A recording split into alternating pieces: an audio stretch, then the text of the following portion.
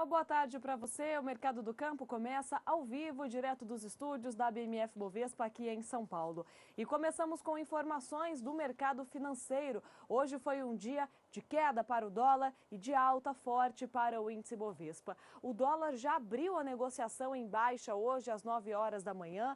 Isso porque o mercado estava de olho à espera de um ajuste fiscal aqui no Brasil, de questões fiscais que seriam anunciadas. Até o momento não houve nenhum pronunciamento por parte do governo federal, mas existe essa expectativa de que haja um aumento de impostos por aqui. Por outro lado, investidores estrangeiros de olho na União Europeia. Começa oficialmente hoje a saída do Reino Unido do bloco europeu. Por conta disso, o dólar encerrou o dia em queda, a baixa foi de 0,73%, após chegar ao maior patamar das últimas semanas ontem. A moeda americana é negociada a R$ 3,11 mais 70. Já o índice Bovespa, com alta de mais de 1% hoje, neste momento ganha 1,37%, está negociado a 65.528 pontos. A alta é puxada principalmente pelas ações da Petrobras, que sobem porque o petróleo teve um dia de alta hoje nos mercados internacionais. Portanto, o índice Bovespa chegando no final do dia com alta e sendo negociado acima de 65 mil pontos. Bom, a BR Foods anunciou na noite da última terça-feira diversas mudanças em sua gestão. A principal delas é a contratação de Alexandre Almeida. Ele é ex-CEO da Itambé, que é aquela empresa ligada à questão de lácteos, para assumir o posto de diretor-geral de negócios do Brasil da BR Foods. As mudanças já eram esperadas desde que a companhia apresentou um prejuízo em 2016. Foi o primeiro prejuízo anual da empresa. Só que todo esse processo de mudança acabou sendo acelerado diante das repercussões da operação Carne Fraca, e isso tudo foi anunciado na noite de ontem. Agora você acompanha como ficaram as ações da empresa negociadas aqui na BMF Bovespa. Antes da operação Carne Fraca, as ações da BR Foods ficavam negociadas normalmente acima de R$ 40 por papel. Hoje os valores tiveram mais uma valorização. Essa semana foi de recuperação mesmo para essas ações, que terminaram a quarta-feira a R$ 38,71 por ação. O fechamento de ontem, cada ação da BR Foods valia R$ 38,65. Na máxima do dia hoje, ou seja, o preço mais alto em que a ação foi negociada, o valor chegou próximo aos R$ 39. Mesmo assim, não conseguiu atingir os R$ 40 da semana passada, que era a negociação em torno das ações da BR Foods. Bom, o Serviço Federal de Vigilância Veterinária e Fitossanitária da Rússia informou que suspendeu as importações de 2 unidades produtoras de carne aqui do Brasil, investigadas pela Operação Carne Fraca da Polícia Federal. Já o vice-presidente de mercados da Associação Brasileira de Proteína Animal, a BPA, Ricardo Santin, informou há pouco que o México praticamente levantou a suspensão de importação de carnes brasileiras. Segundo Santin, o México falta ainda notificar oficialmente o Ministério da Agricultura, mas os mexicanos estariam dispostos a voltar a comprar carne aqui do Brasil. Essas são as principais atualizações em relação à Operação Carne Fraca no país. Mudando um pouco de assunto, a busca por novas fontes para a energia renovável vem crescendo no Brasil, principalmente depois do país ter assumido importantes compromissos na COP21. Cientistas da Embrapa estão pesquisando alternativas para a produção de biodiesel.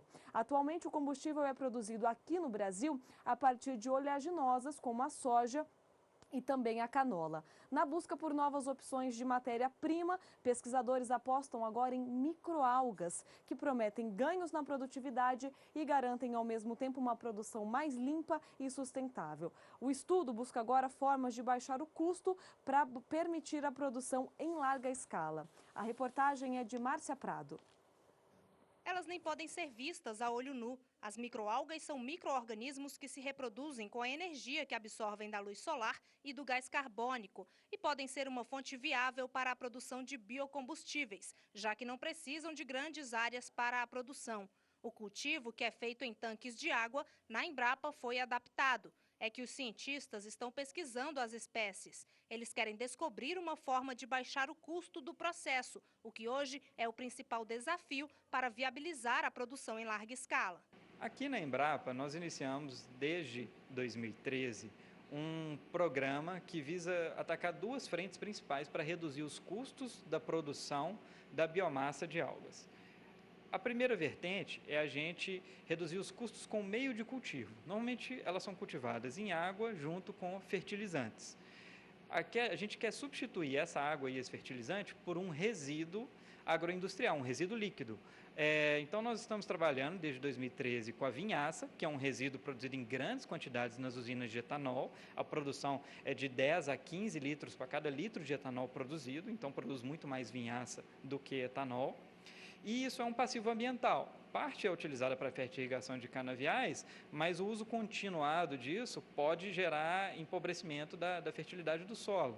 Então, a nossa ideia é agregar valor a esse passivo ambiental, produzindo a biomassa de algas de uma maneira mais custo-eficiente. Uma opção para baixar custos é aproveitar resíduos líquidos de agroindústrias. Exemplos como a vinhaça, formada na produção de açúcar e etanol, prometem eficiência e podem dar competitividade à matéria-prima na produção do biocombustível.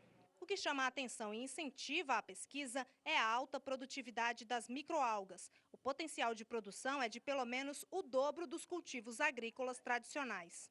Porque aí você vai ter a mesma produtividade de energia e de biocombustíveis com um uso muito mais reduzido de área, de terra. Com isso, você compete menos com a agricultura para alimentos. A destinação mais nobre do uso da terra é para a produção de alimentos. A produção de energia teria um caráter secundário. E quanto menos terra você utilizar, de fato, para isso, menor a chance de impactar a agricultura de alimentos. Além disso, como ela é produzida em um meio aquoso, são tanques de cultivo, esses tanques podem ser colocados, de fato, sobre terras que são impróprias para a agricultura. Então, terras que não são férteis. E isso daí também é mais uma característica de sustentabilidade ambiental, uma característica poupa-terra de se utilizar uma biomassa de alta produtividade, que é o caso das microalgas. A expectativa dos pesquisadores é que o biocombustível feito a partir das microalgas chegue ao mercado com um preço competitivo até 2030. Márcia Prado, para o SBA. No próximo bloco, você vai ver que a Conab começa a fiscalização dos estoques públicos e privados de café. Voltamos já.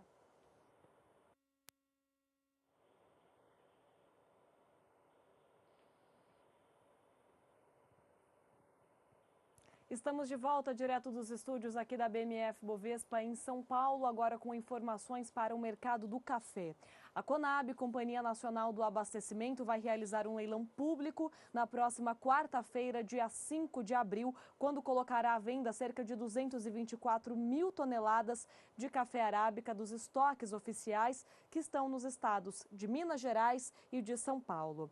Caso seja negociado todo esse volume do produto, estará encerrada a venda de café autorizada pelo Conselho Interministerial de Estoques Públicos aqui do Brasil. Desde janeiro, a Conab realiza esses leilões do café arábica e já foram negociados até o momento mais de 40 mil toneladas de café. A Conab também inicia a partir de hoje a pesquisa anual sobre os estoques privados de café. Indústrias, cooperativas, associações e armazenadores de todo o país começam a receber no e-mail os códigos de acesso para o sistema de pesquisa de estoques privados. O preenchimento dessas informações, porém, segundo a Conab, só deverá ser feito entre os dias 3 e 14 de abril, ou seja, a partir da segunda-feira que vem. A pesquisa vai mostrar o estoque final do produto da safra 15/16. Agora, falando em preços de café, hoje foi um dia de recuperação no mercado internacional para os valores do Robusta e do Arábica. Começamos então com os preços do café Robusta negociado na Bolsa de Londres, contrato de março a 2.146 dólares por tonelada, tem alta de 0,13%. Maio, a 2.171 dólares a tonelada, sobe o mesmo, 0,13%. Já o contrato de julho fica praticamente estável, com tendência de alta a 2.190 dólares por tonelada. Para setembro, 2.199 dólares a tonelada. O contrato fecha com uma leve queda de 0,04%. Já os preços do café arábica na Bolsa de Nova York tiveram uma alta um pouco mais expressiva hoje, e isso aconteceu por conta da queda do dólar diante do real. Quando o dólar cai, normalmente as exportações brasileiras diminuem e aí há uma baixa oferta no mercado, preços mais altos. Maio a $1,39 por libra-peso, alta de 0,32%. Julho a $1,41 por libra-peso, tem alta de 0,35%. Para setembro, $1,44 por libra-peso, alta de 0,34%, mesma alta para o contrato de dezembro, a $1,47 por libra-peso. Você acompanha também como ficaram os contratos negociados aqui na BMF Bovespa hoje. Para julho, $168,70 a saca, a alta foi de 0,39%.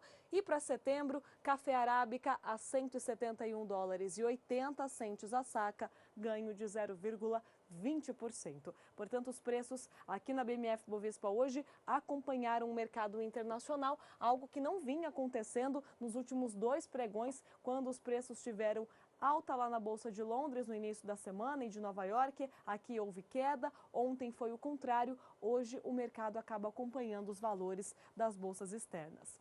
Agora a previsão do tempo: a colheita do café robusta começa nas próximas semanas em Rondônia, segundo maior produtor da espécie de café aqui no Brasil. Juliana Rezende, da Somar Meteorologia, nos conta como ficam as condições de clima para os inícios do trabalho. Olá, Rafaela, olá a todos. Com o início da safra de café agora no país, a expectativa é de que o índice de produtividade do estado de Rondônia seja superior, por conta das últimas chuvas que ocorreram de forma frequente e com altos volumes de água, garantiram um bom desenvolvimento dos cafezais da região. Agora, na região sudeste, a umidade do solo encontra-se com bons níveis somente no sul de Minas Gerais, onde choveu de forma mais frequente e garantiu umidade suficiente para um bom desenvolvimento dos cafés. Agora, do centro ao norte mineiro e também no Espírito Santo, as chuvas não têm se regularizado. Por conta disso, a umidade do solo está mais baixa e tem prejudicado o desenvolvimento dos cafezais nessas regiões. Agora, ao longo dos próximos dias, ainda chove de maneira abrangente, principalmente no estado de Rondônia. Os volumes de água podem alcançar até 30 milímetros. Também pode chover no extremo norte mineiro, com acumulados de até 50 milímetros nessa região. Agora, o estado do Espírito Santo ainda não são esperadas pancadas de chuva. No decorrer do segundo período, do dia 3 ao dia 7 de abril, ainda segue chovendo de forma expressiva no estado de Rondônia, com acumulados de até 50 milímetros. Agora, entre o norte de Minas Gerais e o estado do Espírito Santo, as pancadas agora se espalham por esses estados, mas ainda não ganham intensidade. Os acumulados não devem passar de 5 milímetros. Ao longo do terceiro período, dos dias 8 ao dia 12 de abril, segue chovendo de forma abrangente no estado de Rondônia e agora no norte de Minas Gerais e também no Espírito Santo, as chuvas ganham um pouco mais de força, mas ainda assim não devem se intensificar a ponto de recuperar a umidade do solo. Volto com você no estúdio.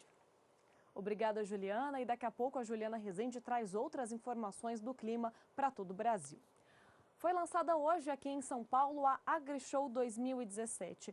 De acordo com os organizadores, esse ano serão cerca de 800 expositores na feira e serão entre expositores nacionais e internacionais. O público esperado é de 150 mil pessoas nos 5 dias de evento. Neste ano, a AgriShow acontecerá entre os dias 1º e 5 de maio em Ribeirão Preto, no interior de São Paulo. O volume de negócios deve passar de 2 bilhões de reais, 15% a mais do que o que foi registrado no ano passado. Uma das novidades deste ano será a arena de demonstração de campo, que terá um formato mais dinâmico. Além disso, a feira também programa algumas melhorias no parque para atender melhor os visitantes. A AgriShow é uma realização da ABAG, Associação Brasileira do Agronegócio, ABMAC, que é a Associação de Máquinas e Implementos Agrícolas, ANDA, Associação Nacional de Fertilizantes, FAESP, Federação da Agricultura do Estado de São Paulo e também a Sociedade Rural Brasileira. O Canal do Boi fará a cobertura completa da AgriShow e você acompanhará mais detalhes sobre a feira ao longo da nossa programação nos próximos dias. Bom, o presidente da AgriShow, Fábio Meirelles, que também é presidente do sistema FAESP-Senar, conversou com a gente hoje lá na coletiva de lançamento da AgriShow 2017, que aconteceu na sede da ABMAC, aqui na capital paulista, e ele falou um pouco mais sobre as expectativas para a AgriShow agora em 2017, também em relação ao volume de negócios e um certo otimismo em relação ao setor do agronegócio do Brasil. Confira. Doutor Fábio, qual que é a expectativa para a AgriShow desse ano? É uma expectativa de melhores negócios, melhores públicos também? O AgriShow está consolidado. É o 24º AgriShow que nós vamos realizar. As máquinas, tratores, implementos têm evoluído muito.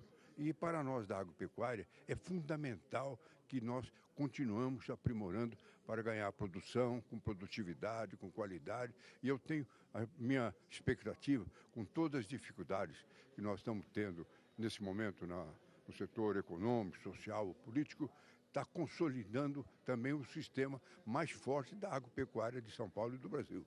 Por isso que eu tenho confiança e acho que o resultado vai ser tão bom como o ano passado. Nós alcançamos mais de 1 bilhão de negócios, com resultados favoráveis, aprimoramos o setor produtivo, com máquinas e tratores cada vez mais modernas e com maior rentabilidade. O AgriShow, hoje, no Brasil, é uma segurança para as nossas atividades agropecuárias. Ok, muito obrigada, doutor Fábio. Eu que agradeço. Bom, uma das novidades desse ano também é em relação ao credenciamento. Ele não será mais feito no local lá da feira, a hora que o palestrante, o expositor ou até mesmo o participante chega por lá. Esse credenciamento será feito na internet a partir de um código que será gerado pela organização da AgriShow, isso para evitar falsificações. Segundo a organização, no ano passado foram apreendidos pelo menos 200 cambistas na porta da feira. Bom, no próximo bloco você confere como ficaram os mercados de soja e de milho na Bolsa de Chicago nesta quarta-feira. Nós voltamos já.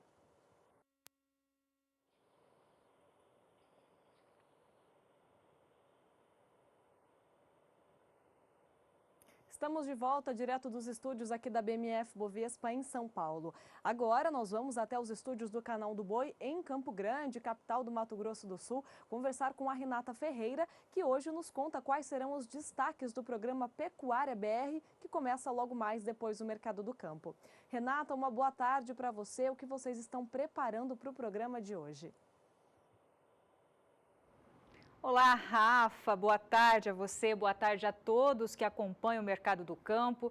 Daqui a pouquinho tem Pecuária BR a partir das 18h15, horário de Brasília. E entre os destaques do programa está o anúncio da JBS de férias coletivas em 10 das 36 unidades frigoríficas do país. Segundo a empresa, o recesso veio por conta das restrições de carne bovina, das importações dos principais países importadores e também da retração nas vendas de carne no mercado interno. Mais detalhes no programa de hoje.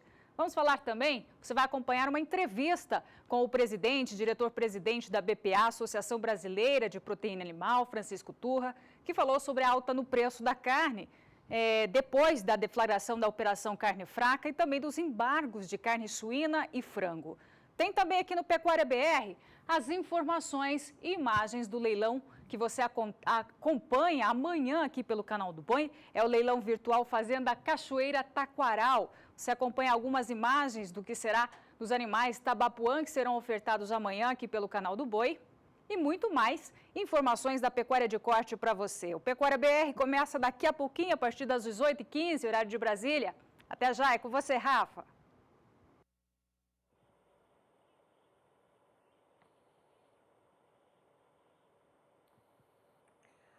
Até já então, Renata. Fica o convite para o Pecuária BR que começa daqui a pouco. Walter Puga Júnior esteve em Brasília no início desta semana e conversou com o vice-presidente da Confederação Nacional da Agricultura, a CNA. O assunto foi o crédito rural. Veja mais detalhes na entrevista. A CNA encaminhou ao ministro da Agricultura, Blairo Maggi, as demandas do setor agora para o plano de safra. Ao meu lado, José Mário Schreiner, que é vice-presidente da CNA, explica em detalhes o que foi encaminhado ao ministro Blairo Maggi. Obrigado pela entrevista, doutor Mário. Vamos começar pelas reivindicações que o senhor considera prioritárias para o setor. o que a CNA encaminhou pedindo para o ministro Blairo Maggi? Olha, é importante nós estarmos sempre comunicando que essas propostas elas foram colhidas do setor produtivo. Nós percorremos todo o Brasil, as 5 regiões do Brasil, o Nordeste, o Norte, o Sul, Sudeste, Centro-Oeste, além do Mato Piba, colhendo informações e colhendo quais são as expectativas dos produtores rurais do nosso país em relação ao próximo Plano Safra, o que eles esperam e o que eles precisam acima de tudo. E é claro que no momento onde você tem uma safra anunciada aí de quase 225 milhões de toneladas, um setor que vem sustentando o Brasil, carregando literalmente o Brasil nas costas, é um tema extremamente importante e relevante. E os produtores nos colocaram os seus desejos ou as suas necessidades, quais sejam um aumento substancial de em torno de 13% na quantidade do crédito, taxas de juros compatíveis com a atividade. Nós temos hoje inflação decrescendo, que é bom para o país. Selic decrescendo, que é bom para o país, e defendemos que ela caia ainda mais, de uma forma mais rápida. E, é claro, as taxas de juros para a agricultura ela também devem acompanhar um par e passo esse sentido, né, essa direção. O ano passado nós tínhamos, nessa última safra, último ciclo, 9,5% ao ano para os empreendedores empresariais e 8,5% para o Pronamp, para os médios produtores.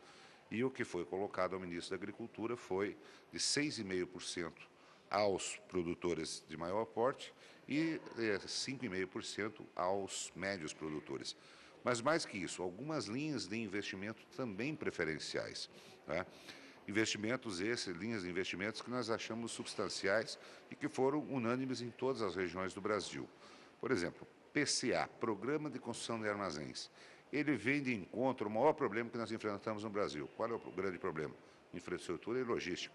Há poucos dias nós presenciamos no Pará 4.000 caminhões carregados de produtos agrícolas, de soja, para serem escoados e lá por 10, 15 dias os caminhões parados, né? E toda a dificuldade que a gente enfrenta todos os anos nos portos. Aí vem uma grande colocação. O governo federal e os estaduais conseguem resolver o problema da infraestrutura e logística no curto prazo? É claro que não. É claro que não adianta a gente sonhar com o impossível. Então, portanto, o PCA, além de ele propiciar fazer com que o produtor possa armazenar nas suas propriedades ou através de suas cooperativas e associações, ele vem de encontro a um grande problema que o Brasil enfrenta, que é o escoamento da sua produção. A partir do momento em que nós podemos estocar, armazenar na propriedade, nós vamos escoando durante todo o ano. Então, agora, o PCA ele não avançou bem nos últimos 2 anos, principalmente porque altas taxas de juros. Ninguém vai pegar taxas de juros de 8,5%, 9,5%, com taxa de retorno baixíssima, com 15, 20 anos de taxa de retorno. Então, portanto, nós entendemos que é importante para o PCA uma taxa de juros diferenciadas, de 4,5%. Além do PCA, além de outros programas que nós também achamos extremamente importantes, como o programa ABC, Agricultura de Baixo Carbono, que visa nós estarmos reinserindo no processo produtivo áreas que estão degradadas. E também ele merece uma atenção especial, com taxas de juros diferenciadas de 4,5% ao ano. E o outro programa que nós apresentamos eles como um diferencial para investimentos é o Moderinfra. O Moderinfra, ele visa principalmente nós podemos ampliar a área irrigada em nosso país. Nós exploramos muito pouco da nossa área irrigada. Portanto, o Moderinfra é um programa extremamente importante. E, é claro, a ampliação do PSR, Programa de Seguro Rural, né, e outros programas extremamente importantes que nós acreditamos que esse debate do Plano Safra, ele suplanta o setor produtivo. O Ministério da Agricultura tem toda a sensibilidade, é um grande parceiro, nós somos parceiros do Ministério da Agricultura e achamos que esse debate também, pelo que a gente observa, ele não tem que ficar restrito apenas à área econômica do governo federal. A importância do setor agropecuário, do agronegócio para o Brasil, ele suplanta, inclusive, anseios de muitas pessoas. Eu acho que esse debate ele tem que ser dividido com toda a sociedade brasileira. O Ministério da Fazenda não concorda muito com essas reivindicações. A postura do ministro Henrique Meirelles é muito dura, até em cortar subsídios e cortar também investimentos. Qual é a postura da CNA diante dessa posição do ministro da Fazenda? Nós tivemos um seminário realizado pela Frente Parlamentar da Agropecuária, onde o Ministério da Fazenda e o próprio Banco Central colocou o seu pensamento da manutenção de taxas de juros. Eu acredito que tenho a convicção absoluta que esse debate não pode ficar restrito apenas à área econômica do governo federal. Esse debate ele tem que ser expandido a toda a sociedade brasileira. Os benefícios do setor agropecuário, eles se expandem por toda a sociedade, né? Não fica restrito apenas aos produtores, ao setor agropecuário, à área de governo federal, que vê um setor empregando, vê um setor dinâmico. Então, portanto, eu acredito que a área econômica do governo federal ela vai ter que, de uma certa forma, escutar todos esses anseios e nós decidimos o que nós queremos da agricultura. Que ela continue dando as respostas que o Brasil espera, que o Brasil precisa, que a sociedade brasileira precisa, ou que nós queremos fazer com que esse setor dinâmico possa dar uma ré. Muitas vezes as pessoas falam, o setor do agropecuário ele está bem, continua, e talvez muitas vezes andando bem sozinho. Agora, nós temos que ampliar esse debate para que toda a sociedade brasileira possa saber e passe a observar os benefícios que o setor agropecuário traz para todo o nosso país. Nós vimos agora essa crise da carne, na nossa forma espetaculosa, né? Uma comunicação errada que foi feita, mas os efeitos negativos que já está trazendo para toda a nossa economia. Então, portanto, eu sempre tenho dito, zelar do setor agropecuário hoje é zelar do que nós temos de bom, é o que nós temos de melhor no nosso país. Digo mais, zelar do setor agropecuário hoje é zelar de toda a população brasileira.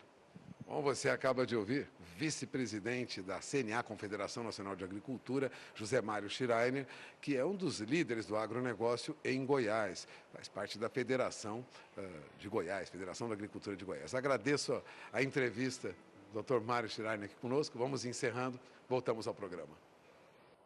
Bom, agora a previsão do tempo. A Juliana Rezende nos conta como ficam as condições de chuvas para a região nordeste do Brasil, especialmente para o Mato Piba, o Maranhão, Piauí, Tocantins e Bahia. Veja. E tem chovido de forma regular na região do Mato Piba. Por conta disso, a umidade do solo está elevada, principalmente entre o estado de Tocantins e o oeste da Bahia. Os índices de umidade do solo alcançam até 100% nas áreas em rosa. E isso tem favorecido principalmente o desenvolvimento do algodão nessas áreas. Ao longo dos próximos dias, ainda são esperadas pancadas de chuvas volumosas, principalmente entre o estado de Tocantins e o oeste da Bahia. Pode chover de 50 a 70 milímetros nessas regiões. Ao longo do segundo período, dos dias 3 ao dia 7 de abril, agora as chuvas perdem intensidade na região e os acumulados não devem passar de 15 milímetros no estado do Tocantins. Somente ainda chove com um pouco mais de intensidade entre o Maranhão e o Piauí e os acumulados podem alcançar até 30 milímetros. Agora, na faixa oeste da Bahia, as chuvas perdem mais intensidade e as pancadas são mais isoladas. No decorrer do terceiro período, o tempo pouco muda. As chuvas ainda não devem se intensificar e seguem de forma mais fraca, com acumulados de até 15 milímetros no Tocantins e podem alcançar agora somente no litoral norte até 50 milímetros entre o Maranhão e o Piauí. É uma chuva que, mesmo não sendo tão expressiva na região do Mato Piba, ainda segue mantendo a umidade elevada de algumas regiões e favorecem o desenvolvimento do algodão. Hoje eu encerro por aqui a minha participação. Até mais!